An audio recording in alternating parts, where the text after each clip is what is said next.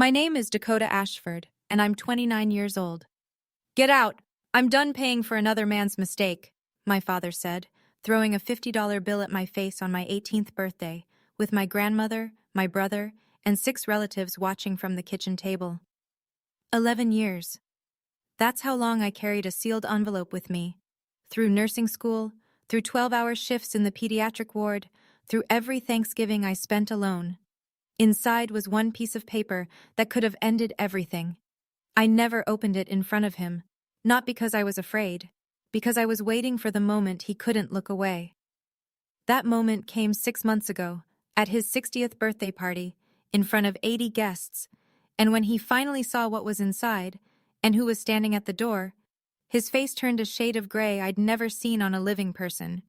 Before I go on, please take a moment to like and subscribe, but only if you genuinely connect with this story. Drop your location and your local time in the comments. I love knowing where you're all listening from. Now let me take you back to a Saturday morning in April, the day my mother's brother showed up with a duffel bag and said 2 words that changed my life. My mother, Marlene, was the only reason our house ever felt like a home. She had this way of standing between me and my father without making it look like she was standing between me and my father.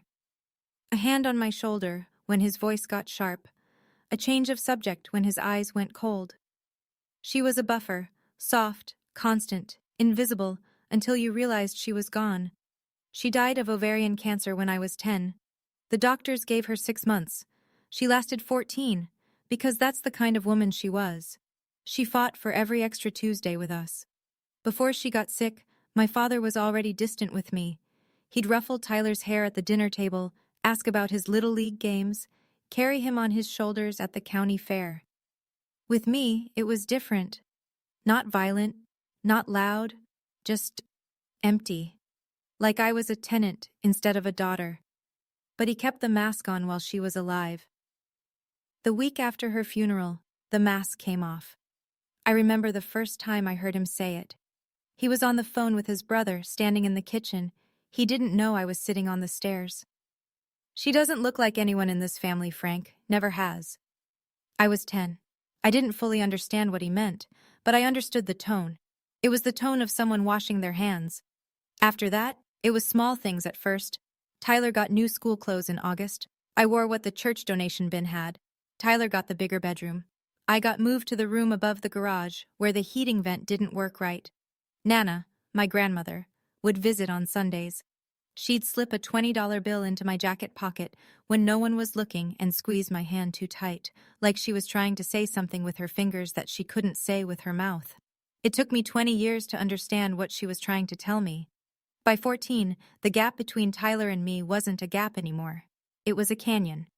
Tyler got a brand new mountain bike for his 12th birthday, red, 21 gears, a helmet to match. I asked my father for $40 to buy a used biology textbook. He didn't even look up from the television. "Ask your real father," he said. Tyler looked at me from across the room. He was 12, and even he knew that sentence was wrong. But he didn't say anything. He never did. I got a job washing dishes at Rosario's, the Italian place 3 blocks from our house. I was 15. The owner, Mrs. DeLuca, paid me $7 an hour under the table and let me eat leftover pasta after closing. That was my dinner most nights. Tyler went to soccer camp that summer. 2 weeks upstate, $400. My father drove him there himself, loaded the car with new cleats and a sleeping bag from Dick's Sporting Goods. I stayed home. I worked doubles at Rosario's.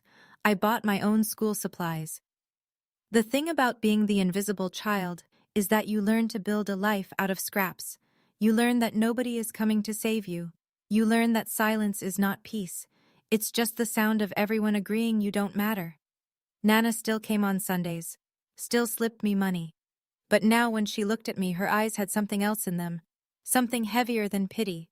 It looked like guilt. She'd hold my face in both hands and whisper, "You're a good girl, Dakota. Don't you ever forget that." I didn't understand then why she said it like an apology, like she owed me something she couldn't give. I understand now. The day I turned 18, I baked my own cake. Funfetti, from a box. I'd bought it with tip money and made it after my shift at Rosario's. I set it on the kitchen counter, stuck a single candle in the center, and lit it with a match from the junk drawer. I wasn't expecting a party. I wasn't expecting anything. I just wanted to blow out one candle in my own house before I wasn't allowed to anymore. My father walked in through the back door. Work boots, Carhartt jacket, sawdust in his hair. He saw the cake. He saw the candle. He saw me standing there, alone, in the kitchen at 6:15 p.m. on my birthday. He reached into his wallet, pulled out a $50 bill, tossed it onto the counter like he was tipping a valet. "Happy birthday! Get out! I'm done paying for another man's mistake." Nana was on the sofa in the next room. I heard the creak of the cushion as she leaned forward, and then nothing.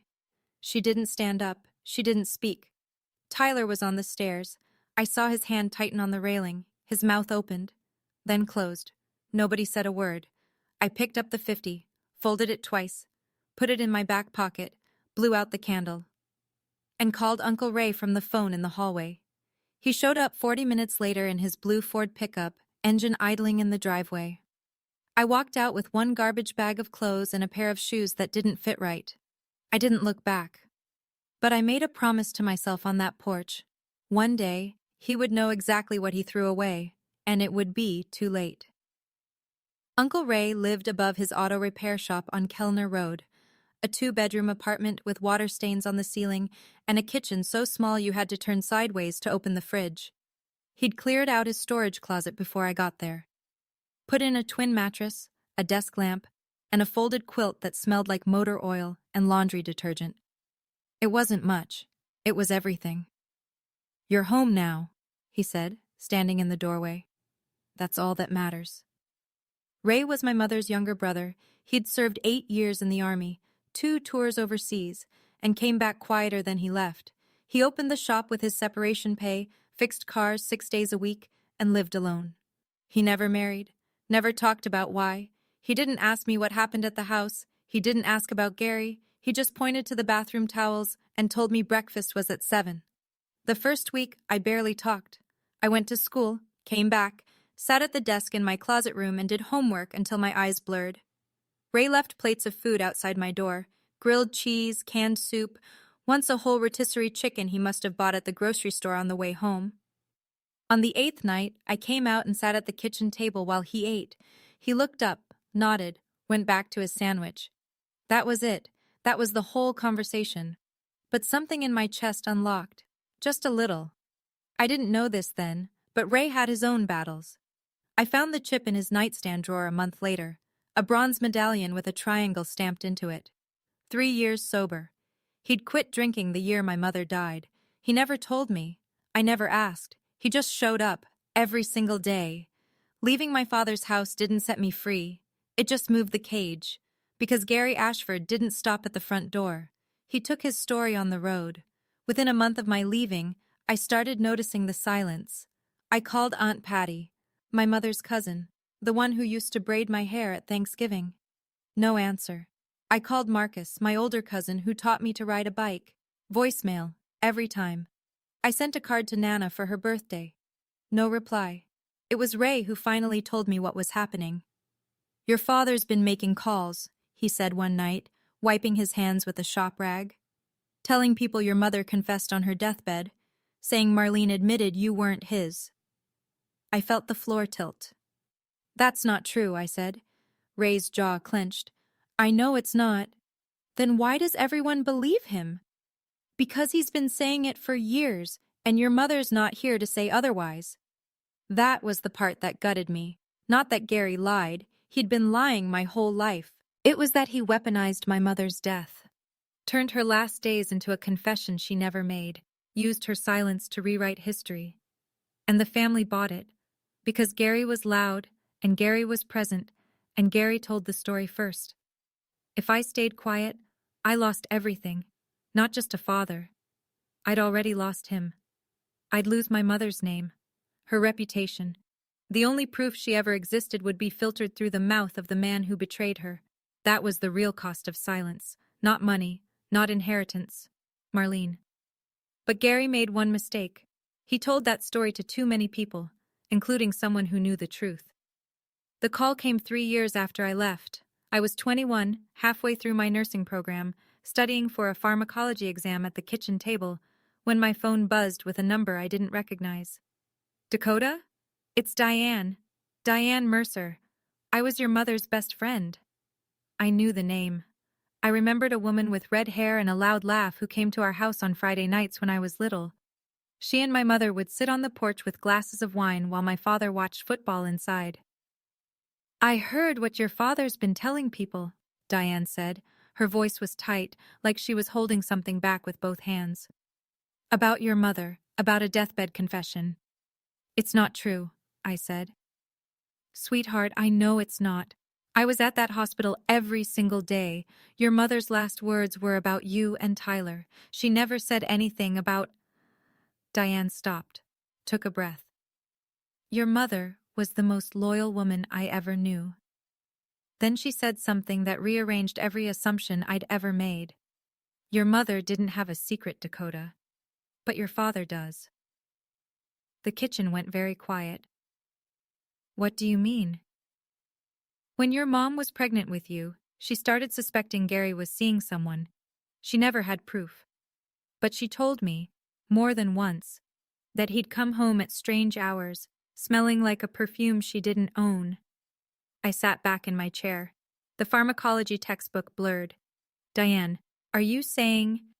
I'm saying that if anyone had a reason to question anyone's loyalty, it wasn't him. She paused, then quieter. If you ever want the truth, science doesn't lie. You just need a sample. I thanked her, hung up, and sat in that kitchen for a very long time, staring at nothing. I waited a year before I acted.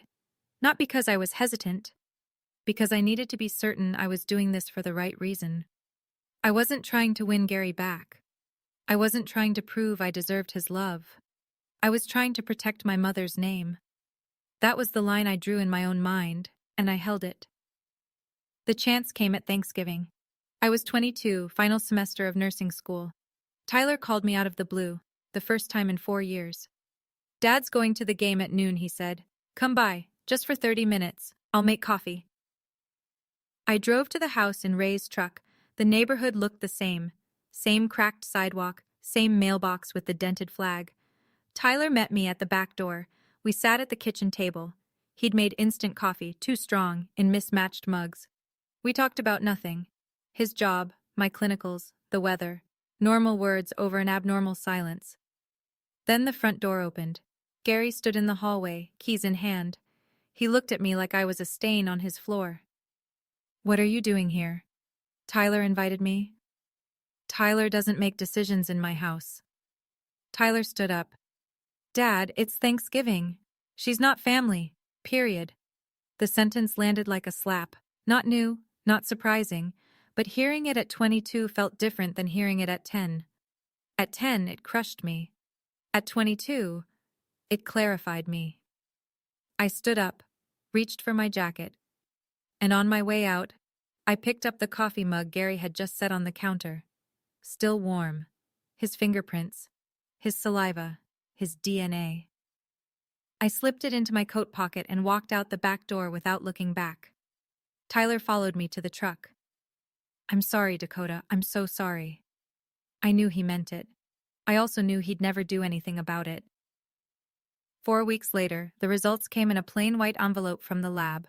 I opened it at Ray's kitchen table on a Tuesday morning before my shift. The apartment was quiet. Ray was already at the shop. Outside, a garbage truck groaned down Kellner Road. I unfolded the letter.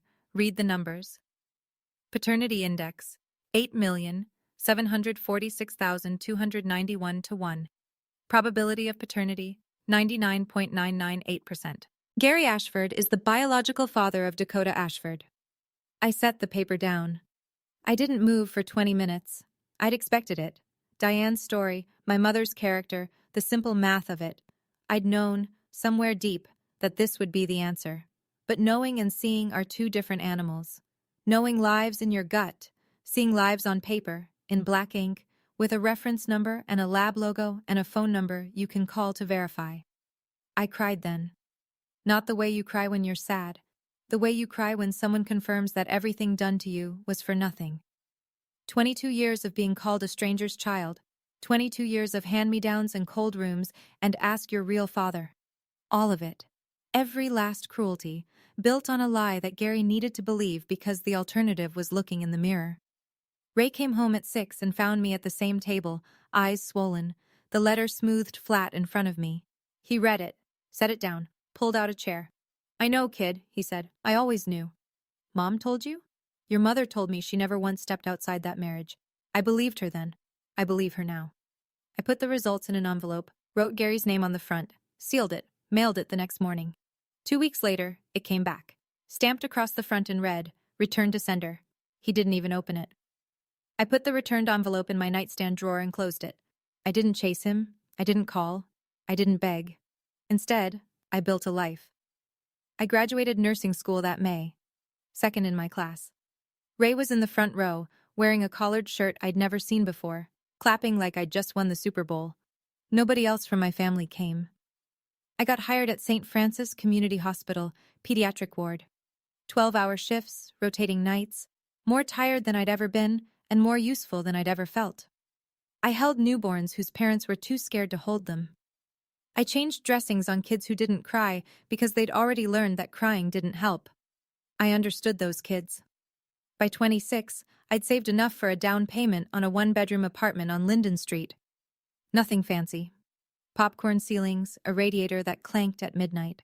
But the lease had my name on it. Just mine. That was enough. Meanwhile, Gary stayed Gary. Tyler got married at 25. I wasn't invited. I found out through a Facebook post. Tyler in a rented tux, his bride Jenny smiling wide, Gary standing behind them with his arm around Tyler's shoulder, grinning like a man with no debts. No mention of me, no empty chair, no acknowledgement that the groom had a sister. I scrolled past it, closed my phone, went to work, but the family was starting to notice cracks. A few cousins had reached out to me over the years, tentative, careful. They'd seen my nursing license posted online. They knew I was doing fine without Gary's help, and that quiet success made his story harder to sell. Then, Gary announced his 60th birthday party. 80 guests, catered, a banner and a microphone. He had something planned. I could feel it from 30 miles away. 6 months before that party, my grandmother died. Nana Ashford, 82 years old. Congestive heart failure. She went in her sleep, which was the gentlest thing that ever happened in that family. I didn't go to the funeral. Gary made it clear through Tyler that my presence would cause a scene. I sat in my apartment that night and looked at a photo of Nana holding me as a baby, one of the only pictures I had from that house. In it, she's smiling, but her eyes look like they're carrying something heavier than an infant. 3 weeks later, I got a call from a lawyer's office downtown. Nana had left something for me. Not money, not property. An envelope, sealed, handwritten instructions on the outside, for Dakota only, to be delivered after my passing. I drove to the office on my lunch break. The lawyer, a gray-haired woman named Mrs. Pratt, handed me the envelope across a polished desk. "Your grandmother arranged this 8 months ago," she said. She was very specific about the recipient. The envelope was thick. The handwriting on the outside trembled, the pen strokes of a woman whose hands were failing but whose mind was not. I opened it in my car, in the parking garage, with the engine off. Inside was a letter. 3 pages, written in blue ink on lined paper, the kind you'd tear from a spiral notebook. Nana started with an apology. She told me she'd known the truth for almost 30 years. She'd caught Gary with a woman named Karen, in the back seat of his truck, parked behind the VFW hall 6 months before I was born. Marlene was 7 months pregnant. Gary begged his mother to stay quiet. Nana did. Because he was her son, and she was afraid of losing him.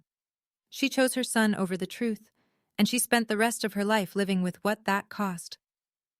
I read the letter 3 times in that parking garage. The second page named dates, places, details no one could fabricate. The VFW hall on Route 9, a Tuesday night in October. Karen worked at the county clerk's office. That's how Gary met her. Nana described the perfume she smelled on Gary's jacket the night she confronted him.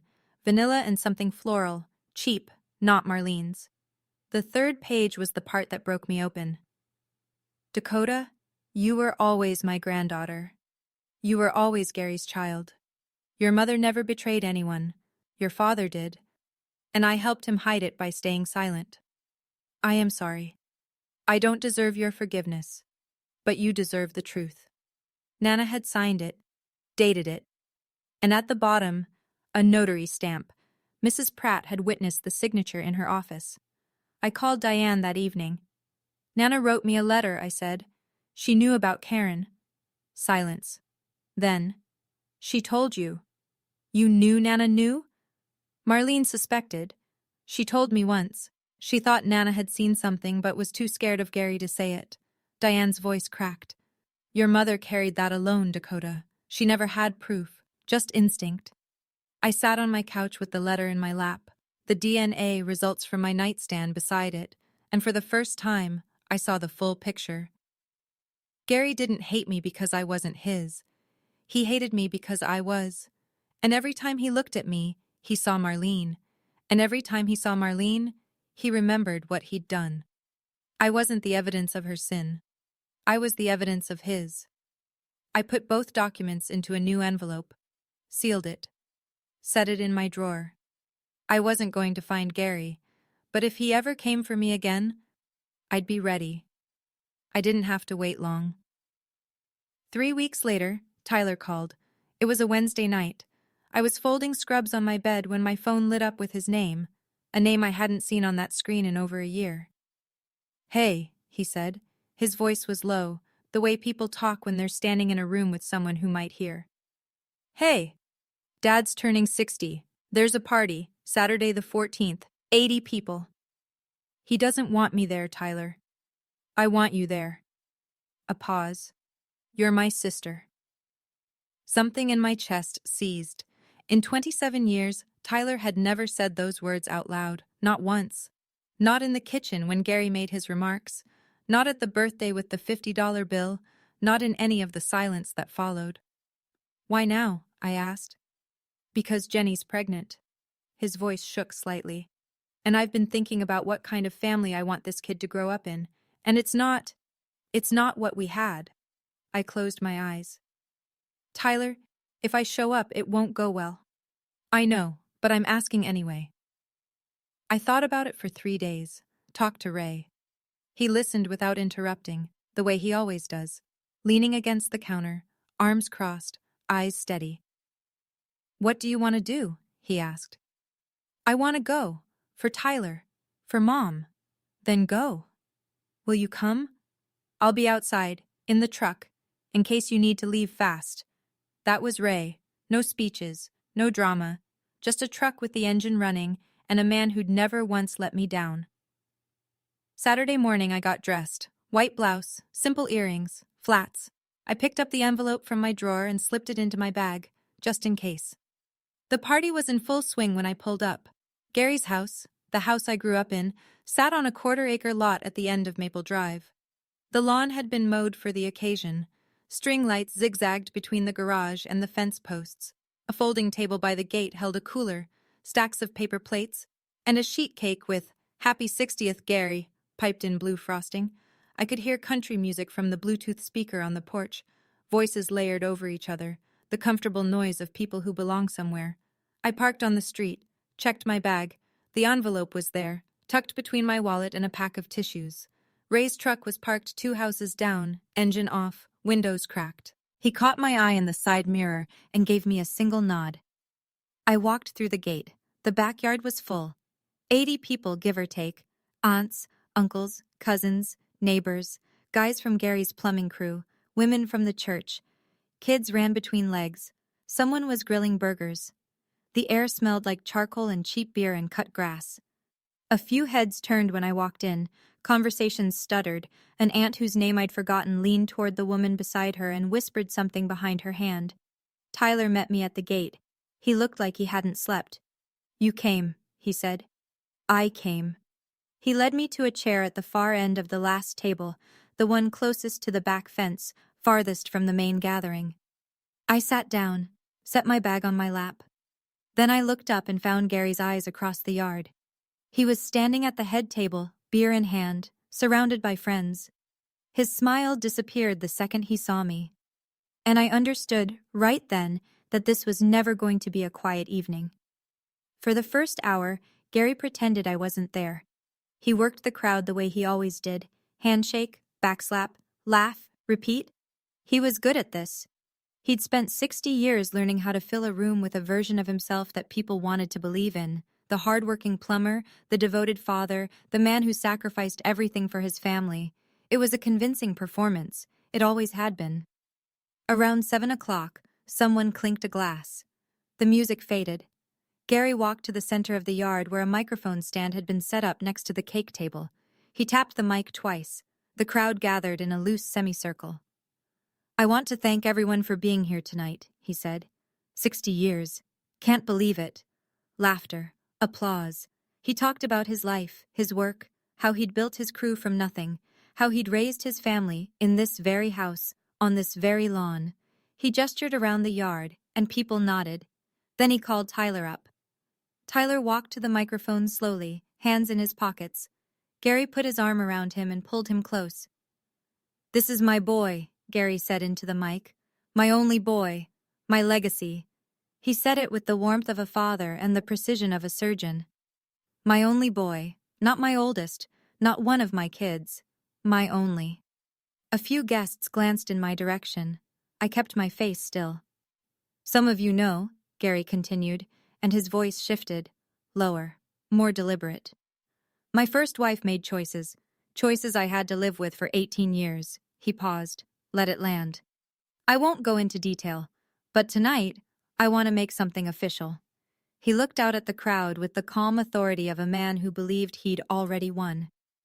"This house," Gary said, one hand on Tyler's shoulder, the other gripping the mic. "Everything I built, it goes to Tyler, because family means blood. Real blood." Applause. Scattered, uncertain, but enough.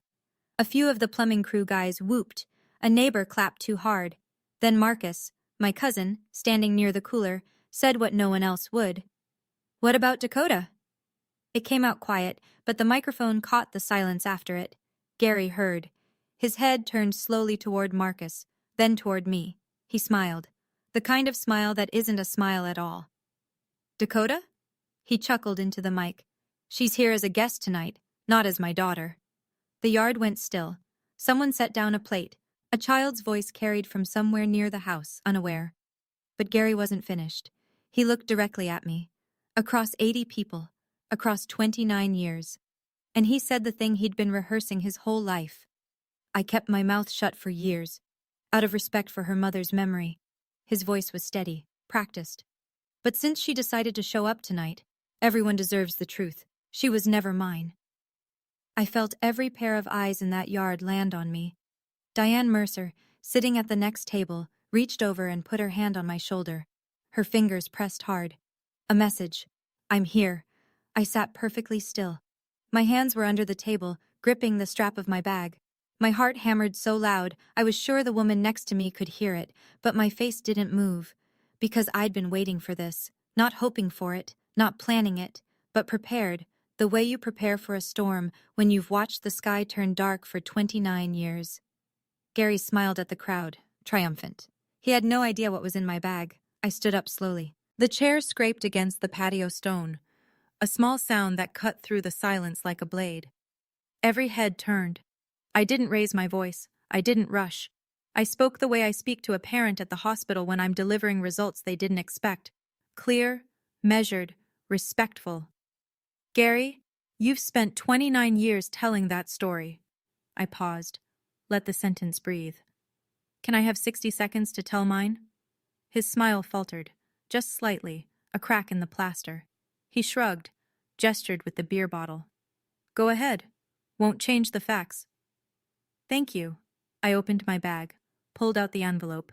It was thick, cream-colored, worn at the edges from years in a drawer. Gary's name was written across the front in my handwriting, the same handwriting from 7 years ago, the same envelope he'd mailed back without opening. I held it up so the people near the front could see. "Some of you might not know this," I said, "but 7 years ago I mailed this envelope to Gary. He sent it back, unopened, Return to sender. I turned it so the red stamp was visible. He didn't want to know what was inside.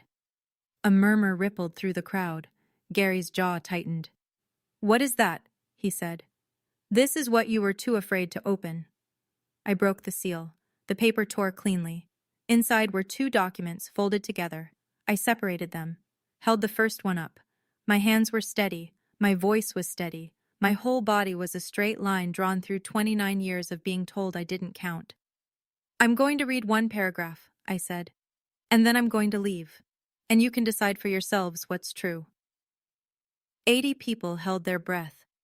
I unfolded the DNA results and read them out loud. Paternity test conducted by Midstate Genomics Laboratory, dated March 14, 2019. Sample A, cheek swab, Dakota Ashford. Sample B, saliva trace, Gary Ashford. I looked up. Gary's face was locked. The beer bottle in his hand had stopped halfway to his mouth. Paternity index, 8,746,291 to 1. Combined probability of paternity, 99.998%. I lowered the paper. Gary Ashford is the biological father of Dakota Ashford. The silence that followed wasn't empty. It was full, packed tight with the sound of 80 people recalculating everything they'd been told for the last 3 decades. Somewhere near the back, a spoon hit a plate. Someone inhaled sharply. A woman I didn't know covered her mouth with her hand. Gary spoke first. Of course he did. "That's fake." His voice was flat, controlled, but the color was draining from his face like water from a tub. "She fabricated it." I held the paper toward Marcus, who was standing closest. "Lab name, phone number, and case reference number are printed at the bottom. Call them right now if you want." Marcus took the paper, read it slowly, looked up at Gary. "It's from Midstate, Gary. It's legit. I don't care where it's from. The reference number is right here. Anyone with a phone can verify it in 5 minutes." Gary's mouth opened, closed, opened again. "This doesn't prove anything," he said. But his voice had changed. The command was gone. What was left sounded thin, hollow, like a man standing on a floor that had just started to crack. I didn't argue with him. I didn't need to. The paper was doing the work. I reached into the envelope for the second document. "The DNA is only half of it," I said. I unfolded the second document. 3 pages of lined paper covered in shaky blue handwriting. The crowd leaned in, the way people do when they sense the ground is about to shift again. "This is a letter," I said. "Written by Nana, your mother, Gary. Written 3 months before she died. Notarized by her attorney." Something crossed Gary's face. Not anger. Something older. Fear. "My mother wouldn't—" "She did." I didn't read the whole letter. That wasn't mine to share. I read 2 sentences. The only 2 that mattered. "I caught Gary with a woman named Karen behind the VFW hall in October, 6 months before Dakota was born. Marlene never cheated. My son did, and I stayed silent because I was a coward." The yard erupted. Not in noise, in motion. People shifted in their chairs. Hands went to mouths. Eyes darted between Gary and me like spectators at a wreck they couldn't look away from. Gary grabbed the edge of the table. His knuckles were white. "She was confused," he said. "She was old. She was sick." Diane Mercer stood up from her chair. Slowly. Deliberately. Every person in that yard watched her rise. "She wasn't confused, Gary." Diane's voice was clear and unshaking. "I was there too. Marlene cried on my couch for 3 hours the night she found out about Karen. She never once thought about leaving you. But you never stopped punishing her for what you did." The microphone was still on. Every word carried. Tyler, who had been standing beside Gary this whole time, took 1 step back. Then another. His face was white. His mouth was a thin line. He hadn't known about any of it. What happened next was the saddest part. Not because I felt sorry for Gary, because I watched a man try to save a lie that had already died, and he couldn't stop himself. "This is my birthday!" Gary shouted. His hand slammed the table. Paper plates jumped. A cup of soda tipped over, and nobody picked it up. "You planned this. You came here to destroy—" "I came because Tyler asked me to. She's trying to get the house. She's been scheming. I don't want your house, Gary. My voice was level. I made sure of that. I have my own home. I pay my own rent. I don't need anything from you. He looked around the yard, searching for an ally, for someone to nod, to step forward, to say she's lying, but every face he found was either looking away or looking through him. Marcus set the DNA paper on the table, folded his arms. Aunt Patty was crying, quietly, into a napkin. A man from Gary's plumbing crew, I didn't know his name, put down his plate and walked toward the gate without a word. Then Tyler spoke. Dad, his voice cracked. Is it true? About Karen? The whole yard held still. Gary looked at his son, his golden child, the one he'd built his entire identity around. And for one moment, I thought he might tell the truth. I thought 30 years of lies might finally collapse under their own weight. But Gary just stood there, jaw working, eyes wet, saying nothing. And that silence, that refusal to deny it when it mattered most, was louder than any confession. Tyler's hand dropped from his father's shoulder. That's what I thought, Tyler whispered. Gary was still standing, but everything underneath him had already fallen. I could have stopped there. The DNA was red. The letter was out. The silence had spoken. But Gary had asked one question for 29 years, and I decided, standing in that yard with 80 witnesses and a fold of paper in my hand, that he deserved an answer. You always wanted to know who my real father is, I said. Gary's eyes snapped to mine. He's standing right outside. I pointed toward the front of the house. Through the side gate, past the driveway, you could see the street. And there, parked under the elm tree, was Ray's blue Ford pickup. And there, leaning against the driver's side door with his arms crossed, was Uncle Ray. He wasn't trying to make an entrance. He was just there, steady, the way he'd been for 11 years. Gary moved to the edge of the yard and looked through the gate. When he saw Ray, something drained from his face, the last trace of color, the last thread of authority. He looked like a man watching his own house burn from across the street. Ray taught me to drive, I said. Ray paid for nursing school. Ray showed up every Christmas you didn't. I folded the documents, placed them on the table in front of Gary's empty chair. DNA says you're my father, but Ray is my dad. The envelope sat on the table between a paper plate and an untouched slice of cake. Keep these, I said. This time, try opening them. I picked up my bag, smoothed my blouse, and walked toward the gate. Behind me I heard a chair scrape, then another. Aunt Patty's footsteps followed mine. Diane was already at the gate, holding it open. Marcus nodded as I passed. Didn't say anything. Didn't have to. I didn't run. I didn't cry. I just walked. Out of that yard, down the driveway, into the rest of my life. Ray opened the passenger door before I reached the truck. I climbed in. He closed it behind me. Walked around to the driver's side. Got in. Started the engine. Neither of us spoke for 2 blocks. The street was quiet. Porch lights clicked on as the evening darkened.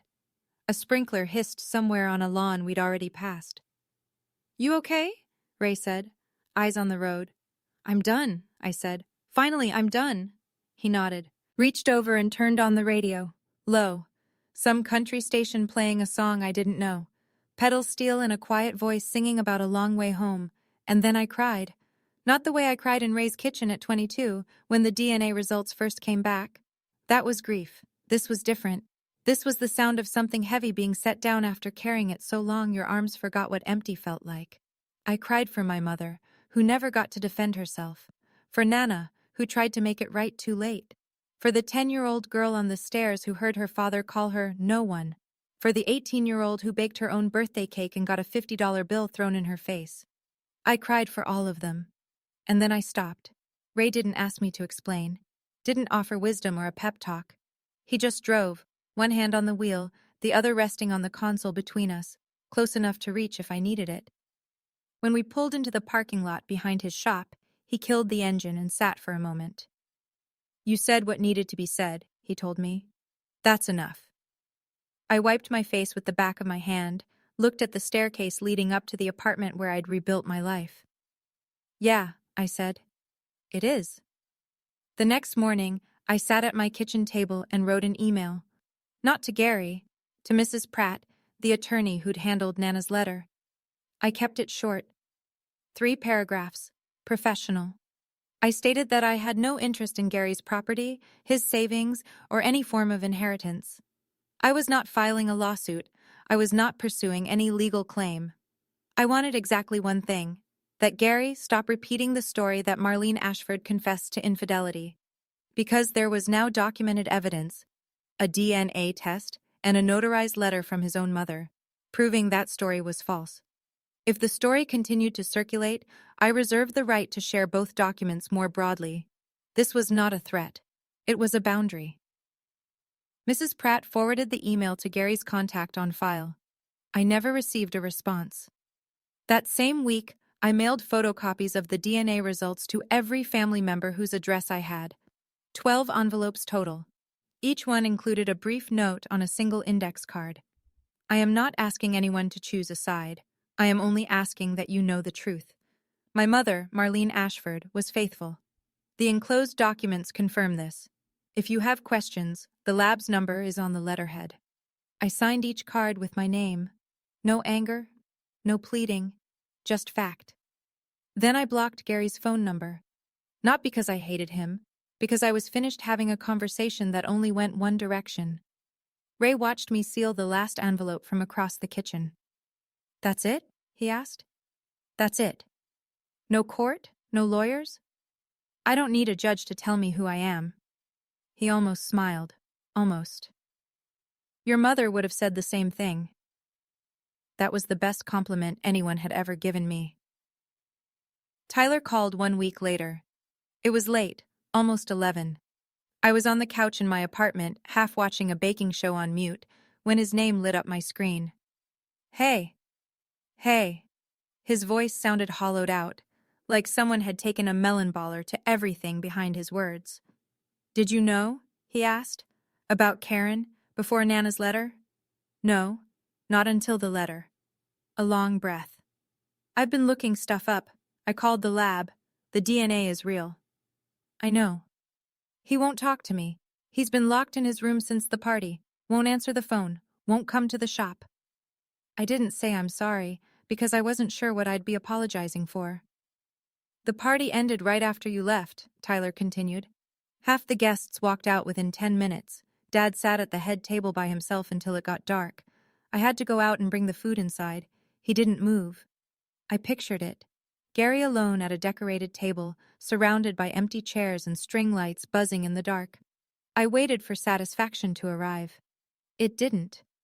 Just a dull ache in a place I thought had scarred over. "Tyler, you don't have to choose between us." "I know. But I'm done pretending." "I know that too." There was a pause. Then Tyler's voice shifted, softer, almost shy. "Jenny's due in 4 months. It's a girl." My hand tightened on the phone. "Jenny told me something last week," he said. "She said, 'If you ever treat our daughter the way your father treated Dakota, I will walk out that door and never come back.'" He was crying now, quietly, the way men cry when they've only just learned how. "I want her to know her aunt, Dakota." "She will," I said. "I promise." The fallout didn't come in a wave. It came like leaks, slow, steady, impossible to plug. Within 2 weeks of the party, 3 men from Gary's plumbing crew quit. All 3 had known Marlene. One of them, a guy named Dennis who'd been with Gary for 11 years, told Tyler on his way out, "I can't work for a man who'd do that to his own kid." Gary's crew went from 6 to 3 overnight. He lost a commercial contract with a property management company because he couldn't staff the job. Money didn't dry up, but it shrank. And in a small town, when your crew walks out, people notice. The church noticed too. Gary had been a deacon at Grace Hill Community for 15 years. Not a role that pays, a role that matters. It meant he read scripture on Sundays, organized the food drive in November, shook hands in the lobby. Pastor Collins called Gary in for a private meeting. I don't know what was said. But the following Sunday, Gary's name was missing from the bulletin. A woman named Linda read the scripture instead. Neighbors adjusted. The Hendersons, Barb and Tom, both in their 70s, who'd lived next door since before I was born, brought a tin of cookies to Ray's shop one afternoon. "For Dakota," Barb said, pressing the tin into Ray's hands. "Marlene was the kindest woman on this street. We should have said something sooner." Ray put the cookies on the kitchen table that night. I ate 3 and cried a little, because sometimes kindness hits harder than cruelty. Marcus posted something short on Facebook. Truth has a way of finding daylight. He didn't tag anyone, he didn't have to. The comment section filled up within an hour. Gary didn't leave his house for 2 weeks. A month after the party, a letter arrived at Ray's shop. Hand-delivered by Tyler, not mailed. My name was on the front in Gary's handwriting. Blocky, all caps, the penmanship of a man who writes work orders, not apologies. I opened it at the counter while Ray rebuilt a carburetor 3 feet away, pretending not to watch. The letter was short, 6 sentences. "Dakota, I know things got out of hand. I made mistakes.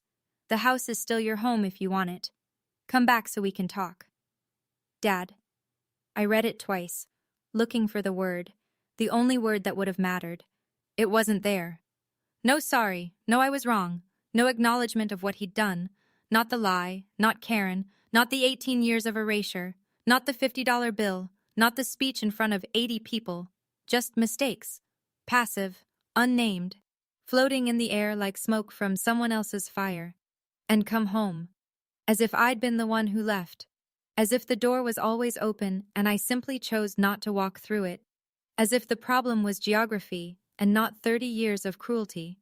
I folded the letter, put it in the drawer next to the returned envelope, closed the drawer. Ray looked up from the carburetor. "You okay with that?" "I will be." That same week, Tyler came to visit me, first time ever at my apartment. He brought an ultrasound photo, a grainy black and white image of a baby girl curled like a comma. He stood in my kitchen, awkward and too tall for the space, and held it out. "We're naming her Marlene," he said. I took the photo, held it with both hands. "Does Gary know?" "Yeah." "What did he say?" "Nothing.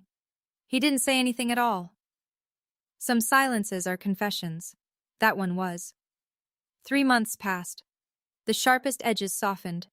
Not into forgiveness, but into distance. And distance, I've learned, is its own kind of mercy. I kept working at St. Francis. Morning shifts, mostly. The pediatric ward is the kind of place that resets your perspective every 12 hours. You hold a 3-day-old baby who just had heart surgery, and suddenly your own problems feel survivable. One morning, a newborn wrapped her entire fist around my index finger and wouldn't let go. I stood there, beside the incubator, for 5 minutes. Just breathing. Just being held by something that small. After my shift, I drove to Ray's shop, the way I did most afternoons. We ate lunch at his workbench, turkey sandwiches, Lay's chips, 2 cans of ginger ale, surrounded by engine parts and the smell of WD-40. "Your birthday's next month," Ray said, wiping mustard off his thumb. 30, the big one. What do you want to do?" I thought about it. "Bake a cake," I said. "A real one. Invite Tyler and Jenny. Invite Diane. Invite Patty and Marcus. Blow out the candles. Actually blow them out this time." Ray smiled. "A real one. The kind that crinkled the skin around his eyes and made him look 10 years younger." "Finally get to do it right," he said. "Yeah, finally." I looked up at the wall behind the kitchen table. The $50 bill was there, framed in a cheap black frame from the dollar store. I'd hung it the week I moved in. Not out of bitterness. Out of memory. That bill was the price Gary put on me. $50 for 29 years of a daughter he refused to claim. I was worth more than that. I'd always been worth more than that. I just needed a while to believe it. If you're listening to this story and you have a Gary in your life, I'm not going to tell you what to do. I don't know your situation. I don't know what you've survived or what you're surviving right now. I don't know if your Gary is your father, your mother, a sibling, a spouse, or someone else who decided you weren't enough and spent years making sure you believed it. But I know this. You don't owe loyalty to someone just because you share DNA. Blood doesn't earn trust. Behavior does. And the people who love you, really love you, are the ones who show up without being begged, without conditions, without keeping score. My mother couldn't protect me anymore. She ran out of time. Nana knew the truth for 3 decades but was too afraid to speak. Tyler loved me but didn't have the courage to stand up until the walls were already falling down.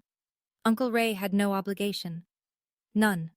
I wasn't his daughter by law, by blood, by any document you could file. He was just a man with a spare room and a decision. Show up or don't. He showed up every single day. When I couldn't sleep, when I failed my first clinical exam, when I sat in his kitchen at 22, crying over a DNA result that confirmed what he already knew. He never said, "I'm your father now."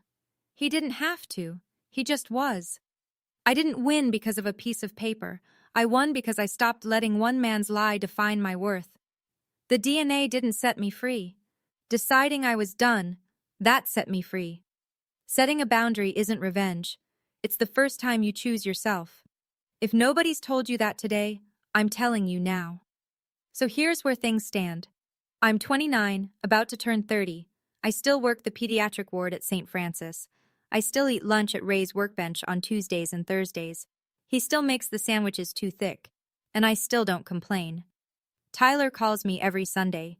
It's the first real relationship we've ever had, not built on a shared house or a shared father, but on the simple choice to pick up the phone.